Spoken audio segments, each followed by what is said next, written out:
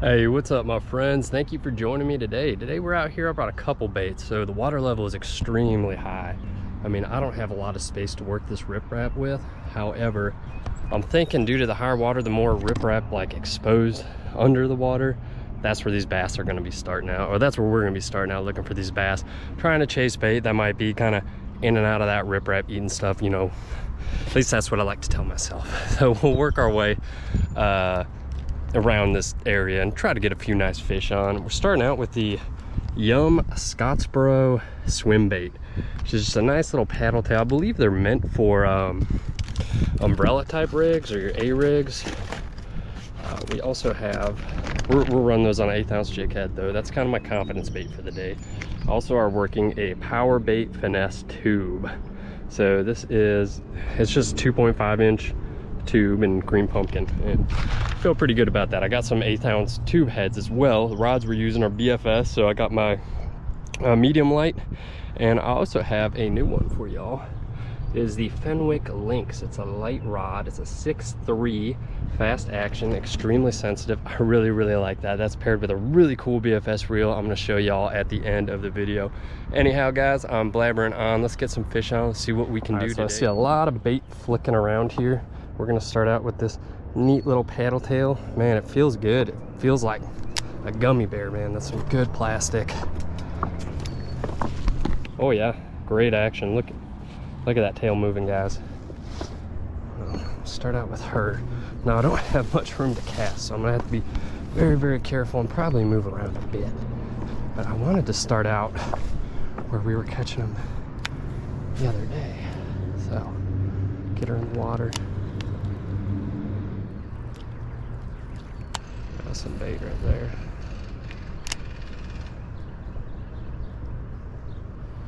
So there's a bass chasing it. Oh yeah. What is this, a white? I haven't seen one of y'all in a while. Oh yeah.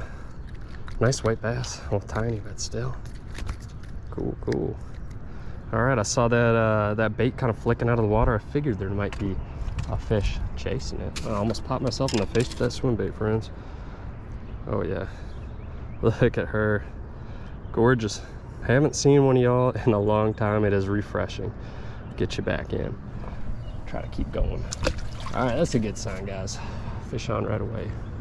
Not stress enough how much paying attention to the water has helped my fishing. Just looking for that flick of bait, saying, hey, maybe there's a bass chasing it, maybe there's not. It's always worth throwing a cast out there though. All right guys, so we got our first fish on, but we're just gonna beat this wrap like it owes us money. We're gonna trace the riprap down there, hit that little pocket, and then I'm gonna swoop over to the other side. We'll pop around our tube right here. Looks like a nice tubey area.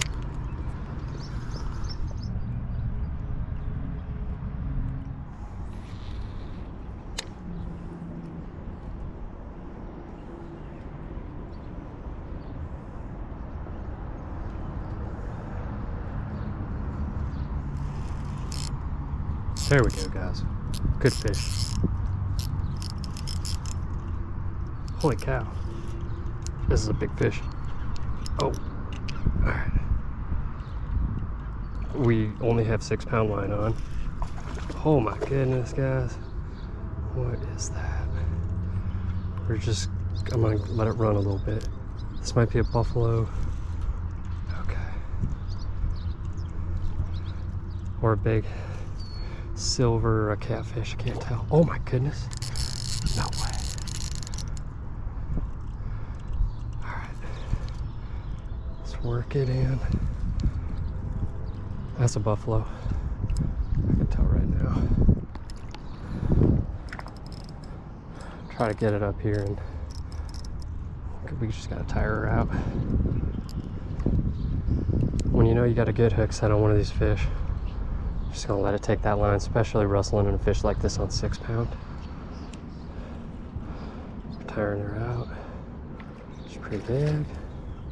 She's pretty big. Just a long fight. I know there's some like world record catfish out there where a guy caught it on maybe not world record, but a guy caught him on like 4-pound line.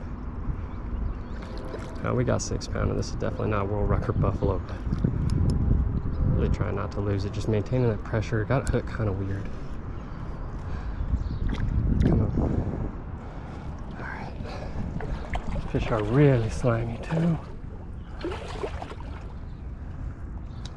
Just get it out of the water a little bit. Holy goodness, guys. Absolutely gorgeous. That is heavy. All right, guys, so this is what a buffalo looks like. Now you can see its scales. The big head carp, the silver carp, have tight knit ones. This is how you tell them apart, because you don't want to hurt one of these fish. I mean, we've been kind of rough, we're going to get her back in, but it was real hard to land this on that 6-pound. Beautiful fish though, at least 8 pounds. I'm not 100% sure. Look how wide that belly is, guys. So that is how you tell those fish apart from, if you look close at them, you can really tell them apart from the silver carp easily. But I've seen time and time again how people will think they are silver or bighead and remove them from the water the way you're supposed to with those invasive species. However, the buffalo is, I don't know if that was a largemouth or a smallmouth buffalo. There's 2 different kinds. I'm not an expert at telling them apart, but I've caught several of them around this area. But it is a native fish and a good fish. So hope y'all enjoyed that crazy catch. My heart's pounding. So we caught a fish on each of these neat little baits. I knew this tube would do us some good. Just kind of slow popping it. That fish just tore my other tube apart. So we're going to put another one on. Put the jig head through, pop the eye through. Easy as that.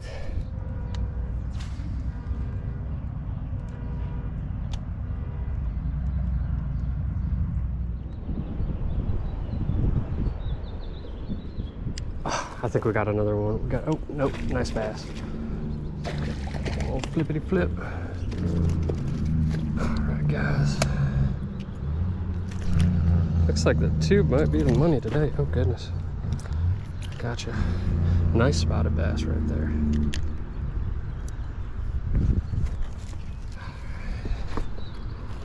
Look at that spot. Absolutely beautiful. We'll show y'all as you're so good looking. Alright guys, check out this beautiful spotted bass. I love fishing on an overcast. It's got to be my all-time favorite. I don't like super sunny days. I like that nice foggy, almost spooky overcast. I love catching these beautiful spotted bass. I'm gonna get her back in. We're gonna keep on at it. It looks like the bite's picking up. We almost had those back to back on the tube, so tube might be the money. We're gonna keep on throwing it and see what else we can make work. All right, guys, now the way I'm fishing this bait right now is off the rock. So I'm casting in, I'm popping it. As soon as I feel rock, I pop it up a few times, slowly reel in. Now, this is almost swimming it, I guess if I had to describe it. Kind of just flitting it around. It's an extremely productive way to fish it. However, there's a really good way to snag up to. So if you do use this method and you haven't yet before, I suggest you bring a good amount of baits. I brought 2 packs of these guys because I knew probably how I was going to be fishing it. Let's just throw one right out there. Let her sink. A couple flicks. And we either have a fish that feels like a crappie or a stick. Oh my goodness, you're kidding me. Look at that. Looks like she went to eat it. Or we just snagged it the most perfect way you ever could. Really pretty pumpkin seed right there. Look at that red eye, wow. Did not expect to catch that on a tube. That just goes to show you pretty much everything's gonna bite this. What a multi-species day, huh? That's 4 fish. Steering wheel.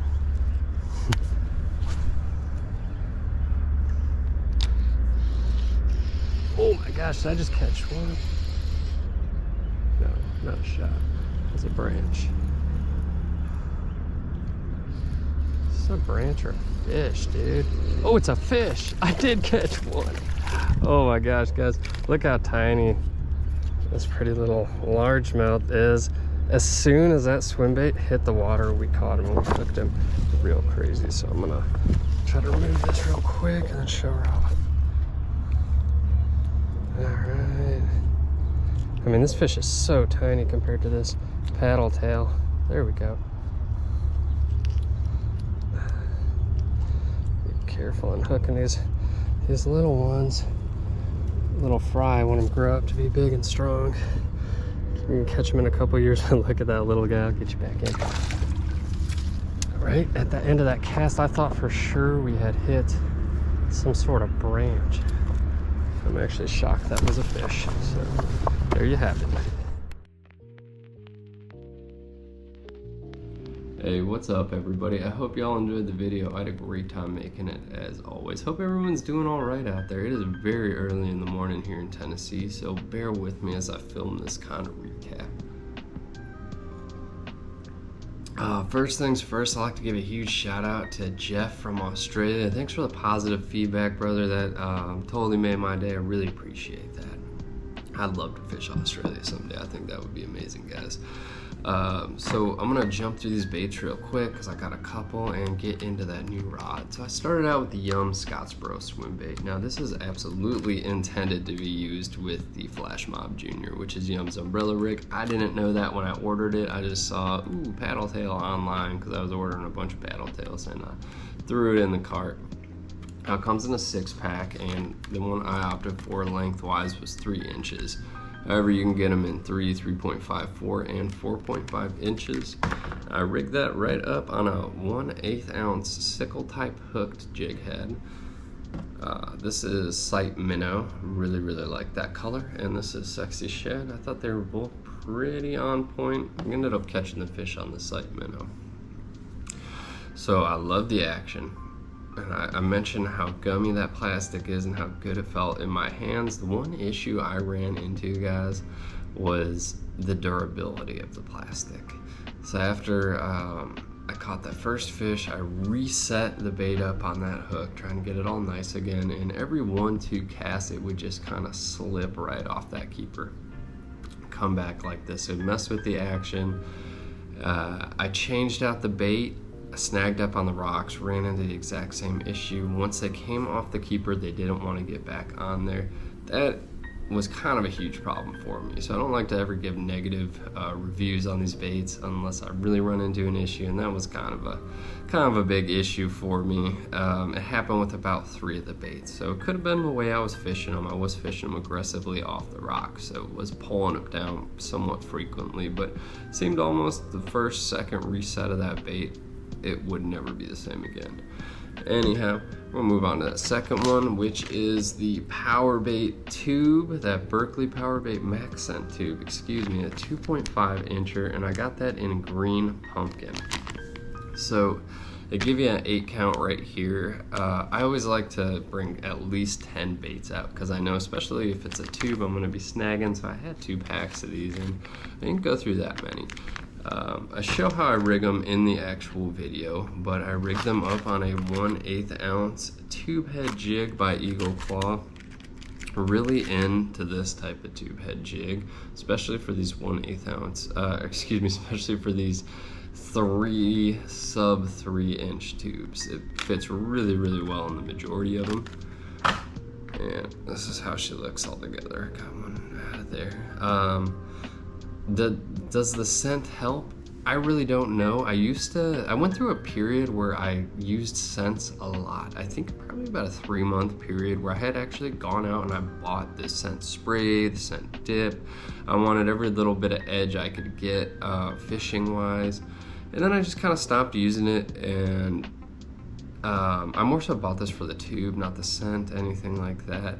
I don't know, maybe they say fish hold on a lot longer. Maybe that is true. I'm not 100% sure, but that's interesting. Let me know what you guys think if you do have a serious opinion on whether scent works or doesn't work. I'm super open to it, but and again, I don't think I'll ever go out of my way to buy a certain type of scent unless I notice a huge difference. Anyhow, guys, I really enjoyed fishing this bait. So the one issue I ran into with this one as well was durability. The two fish we caught on this, the bigger fish, did break those tubes right in half. You can actually see the spotted bass when my tube shoots up really far, and it had ripped the side right out of there. I think that's just the plastic they use with that scent on there. It wasn't a huge issue for me though, because the only time that happened was when it did get torn up for a fish with me, so I guess it's not a huge problem. Yeah, I fish a lot of tubes on this channel, and the channel's still in its infancy. We're under 50 videos still, and I think I put out a good at least 5 tube videos. That's anyhow, I guess I'm getting at that it's not a very durable tube, but is this extremely effective tube. I think that has a lot to do with the size and, again, the type of the plastic, the way it flows under the water. I would absolutely buy these again, and I have a bunch of them left, as you can tell, so I'm going to use them in another episode for sure. All right, we are through the baits. Hang on one second, let me grab some more coffee. All right, guys. I had to get a little more coffee. So I absolutely love using those French presses. That's my favorite way to drink coffee now, and I'm a coffee fanatic. I have it every morning. I have to. When I go fishing, I'm always bringing some with me. I really like it that way. I've had the drip thing. I've had the Keurig thing. When I was in the Army, I used to make it in a pot in the field. I've done it every which way. I like it out of the French press the best. So, first rod I've featured on the channel many times is one of my favorites. It's that Raid Japan Gladiator Anti. That's a 6.5 medium light fast action rod, and I got that paired with the Shimano Aldebaran BFS. That's in 7.8 gear ratio. Now for the new rod. All right, I am crazy about this one. This is the Fenwick Links. Oh, I ordered it off a JDM website that I get BFS stuff off of occasionally. I was looking around, I wanted a new, smaller, light rod, so, excuse me, and I wanted it to be casting. So I found this, the Fenwick Links Bait Finesse Special. Now this is a 6.3 light fast action rod. This is the lightest casting rod I own. It's extremely sensitive. It had enough backbone to handle that gigantor buffalo fish, so that says a lot right there. I was a little worried when I started. As soon as I knew what that fish was, I knew how well it could fight, because I have rustled in some bigger ones than that before, and I mean, sometimes when you get them to the bank, they'll just run your drag out like crazy. I mean, it's like fighting a carp. It's their giant muscle. When I showed the fish on the camera, I reviewed that footage, it didn't even do it justice to how big this thing was. I mean, I could put my hand on its belly like that. Like, it was a thick, fat fish. Little, probably like yay long, fat as heck. Just a power muscle shooting through the water, man. A ton of fun to catch on this, and the rod handled it a-okay. I ran into no issues that way, so definitely the biggest fish to date, most powerful fish I've caught on Bait Finesse gear. I knew it was gonna happen eventually. I didn't know if it was gonna be a silver carp or a big head carp that was gonna swallow up that bait and give me a run for my money on BFS, or maybe a giant drum, but I knew a big fish eventually would take it, and it so happened to be a buffalo, so pretty stoked about that, guys. Anyhow, sensitivity wise, on point. That 6.3, so it's super short, and I'm with that. It's got extremely fast action, but it does not impede its ability to load up, which I'm all about. I got that paired with the Gekkabijin by Daiwa, which is just a legendary BFS reel. It's one of the best out there. It's extremely comfortable to use. It's a lot of fun to use. If you are looking into BFS stuff and you want a high-end reel, there you go. This one is on point. I mean, I put it in the same category as my Aldebaran BFS and my Daiwa Silver Creek BFS one. Now, I got that in 8.5. I was running 6-pound fluorocarbon on each reel. That Seaguar, baby. It's probably one of my favorite fluorocarbons, just affordability wise and the availability that I can buy it at Walmart. I mean, that's super easy for me. I can just throw it in my cart when I'm getting groceries. It's kind of why I buy that line more so than other ones. Never ran into a lot of issues with it either, but this rod, you can look at it, we got that cork handle. So the one thing I'm not super duper crazy about is the trigger.